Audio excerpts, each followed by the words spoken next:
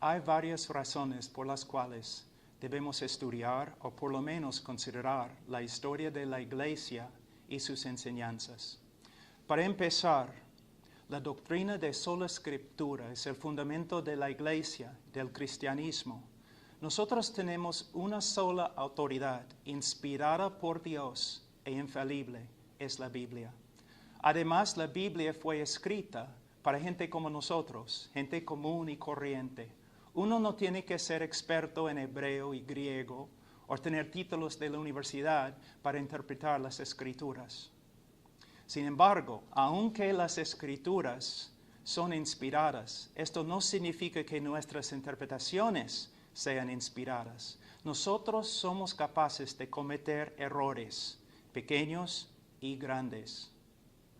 Por causa de nuestra falibilidad, uno de los principios más importantes de la hermenéutica es que siempre debemos interpretar las Escrituras y formar nuestra doctrina en el contexto de la Iglesia. O en otras palabras, después de interpretar un texto en su contexto gramático e histórico, debemos comparar nuestras conclusiones con las conclusiones de otros creyentes que han vivido a través de la historia de la Iglesia. Si todos los grandes eruditos y predicadores están de acuerdo entre sí, pero no están de acuerdo con nosotros, entonces, ¿quién probablemente está equivocado?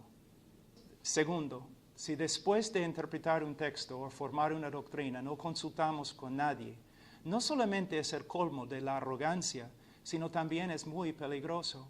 ¿Cómo sabemos que tenemos razón? Debemos darnos cuenta que así empezaron muchas sectas que tenemos en el día de hoy.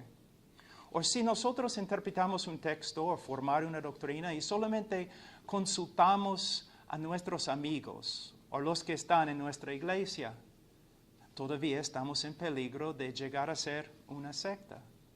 O si después de estudiar solamente consultamos los otros estudiantes de la Biblia de nuestra generación, es muy posible que todas nuestras interpretaciones están distorsionadas por la influencia de la cultura y la época en que vivimos. Pero hermanos, si nosotros después de estudiar las Escrituras, después de interpretar la Biblia, después de formar una doctrina, si estamos dispuestos a consultar a los más grandes cristianos a través de la historia de la Iglesia, el resultado será un conocimiento más amplio de la Escritura y también nosotros tendremos una seguridad más grande que estamos en línea con el cristianismo histórico. Tercero, necesitamos reconocer con mucha humildad que la sabiduría no nació con nuestra generación y no va a morir con nuestra generación. A través de los siglos de la Iglesia ha habido eruditos, hombres expertos en las Escrituras, de las cuales nosotros podemos aprender mucho. Hombres que eran expertos en griego y hebreo, expertos en la historia de la Iglesia, en la teología sistemática, hombres que dedicaron toda su vida al estudio de las Escrituras. Sería una pérdida muy grande despreciar su labor. Hay un dicho que advierte que no es necesario y no es bueno reinventar la rueda.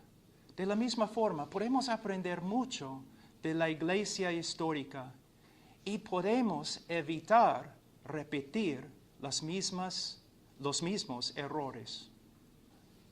Cuarto, he escuchado a algunos hombres que creen firmemente que no debemos leer ningún libro aparte de las Escrituras. Ellos argumentan que los otros libros solamente son las opiniones y las interpretaciones falibles de los hombres. Pero si nosotros tomamos por cierto lo que ellos están diciendo, los que están en contra de los libros, entonces tampoco podemos escuchar sus enseñanzas y sus prédicas, porque igualmente son hombres falibles que están interpretando las Escrituras.